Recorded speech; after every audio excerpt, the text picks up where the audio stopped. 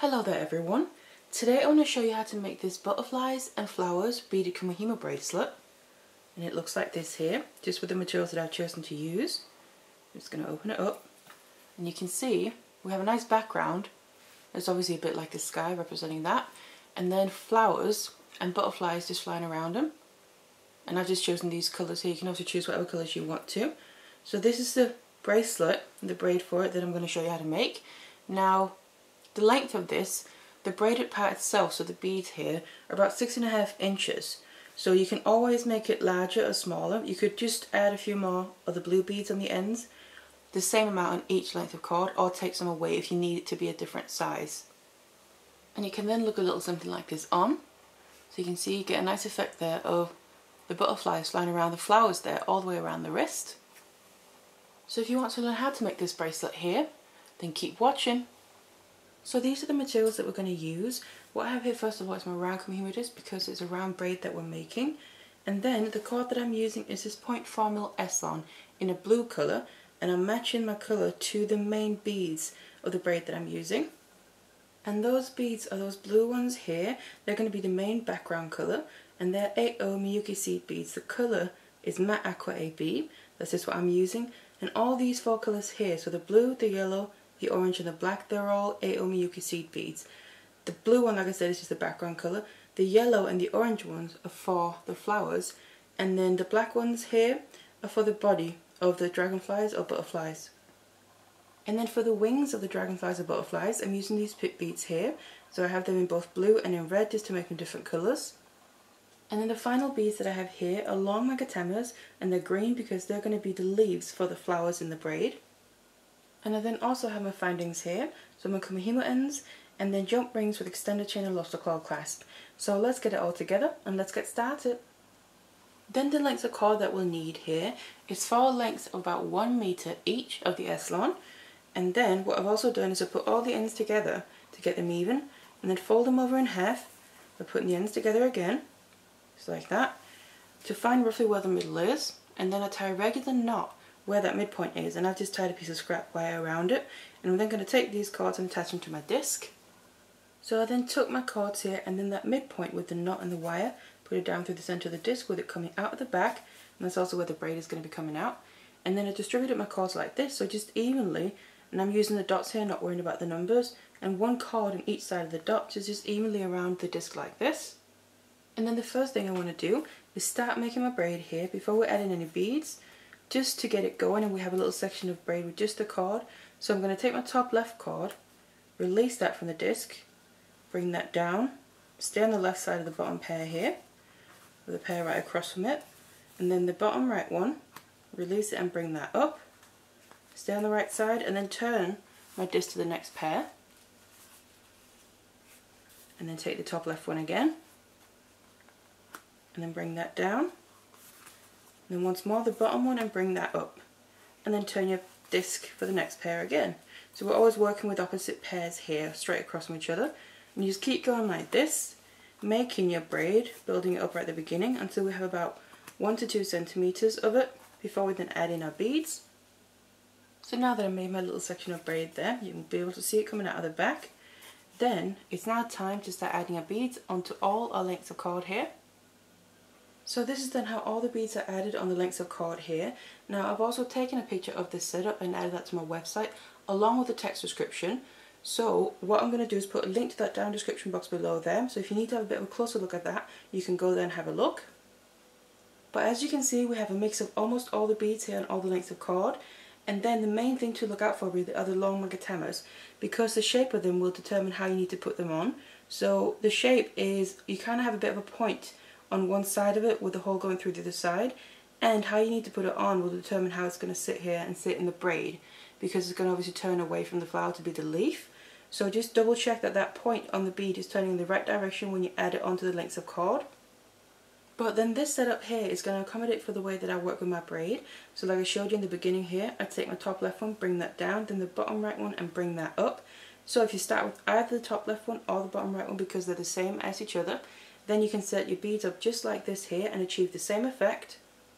But if you normally start with the top right one or the bottom left one, because they're also the same as each other, then you need to set up the beads a little bit differently. And what that then is basically set this up in a mirror image. So imagine you have a mirror in front of your disc there, and then you need to set it up in that mirror image. So that means that the beads on the top two cards there would swap over, and also the beads on the bottom ones here would swap over with each other.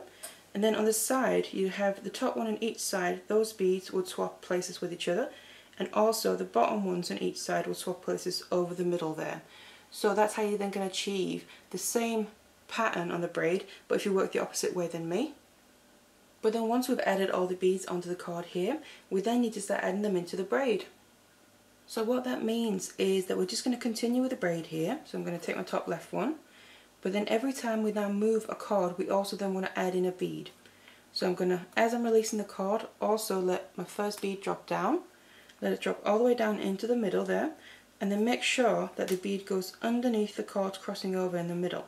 So if you need to tuck it in, just do that with your fingers, and then bring it down, and then do the same with the bottom right one here. So as I'm releasing my card, I'm also letting the bead drop down, just the one, and then tuck it right under the cards in the middle there, and then place that up, move to your next pair, and then just keep doing the same thing.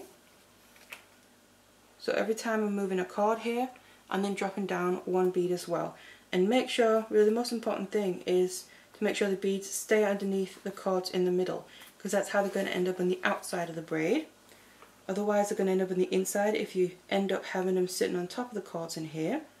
And that's also a design, but it's not what we want for this one. We want the actual beads to be on the outside, so they're really the main focus. And just keep doing this. And also when you reach the other beads, so other than the round ones, so when you reach the pip beads and also the long magatamas, there really isn't any difference to that. You just want to add them in the same way, and they should naturally kind of slot into place properly. Obviously maybe keep an eye on them just to make sure they do, but the side where the hole is through is going to be in the braid with the other end of the bead just sticking out from it, because that's obviously the effect that we want in the braid. So just keep adding all the beads in just like this. I've now kept going then here, adding the beads into the braid, and then I've used them all up. So now what we need to do is just make a little section of braid on this end as well, just like we did in the beginning. So all I'm going to do is continue braiding, just without adding in any beads, because obviously we used them all. And then the card here, the braid will naturally singe in right after the beads. And also what we need is about 1 to 2 centimeters, so just about the same as the other end. So we can use the ends there to help finish it off. And when I've then done my little section of the braid there, what I want to do is take all the cards here in the braid off the disc, but I just want to secure it a bit beforehand to make sure the braid at the end of it doesn't unravel. So what I'm going to do is go to the pair that I was due to use next, so not the pair that I just used. I'm then going to take cards that are diagonally opposite each other here, release them from the disc, the slots there, bring them across the middle, and then tie a knot with them, then tighten that all the way down right at the end of the braid.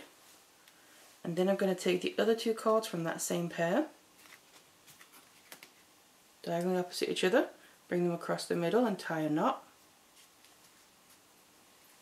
And again, this knot then goes right in the end of the braid.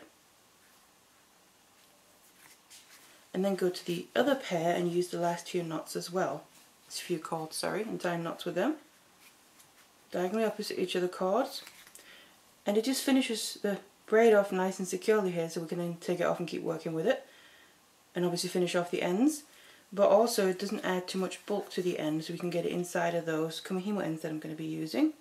And the last one, tie a knot here. And the last one I always just like to tie an extra knot, because that holds the first one in place. Otherwise the first one can come easily undone. And there we go, take the disc away. And then here I have the braid ready. And this is then what it looks like. So you have, obviously the background there is a nice blue colour. That's the main braid, and then you have your butterflies and the flowers all the way across from it. So you can kind of say the butterflies are flying around the flowers there. You can obviously choose whatever colour choices you want to for your beads. And it looks like that. So all that's left to do now really is finish off the ends.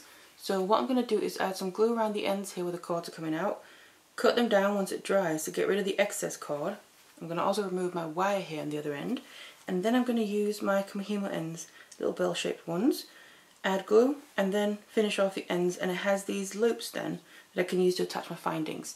So I already have a tutorial where I show how to use these and finish off Kumihimo braids with those Kumihimo ends.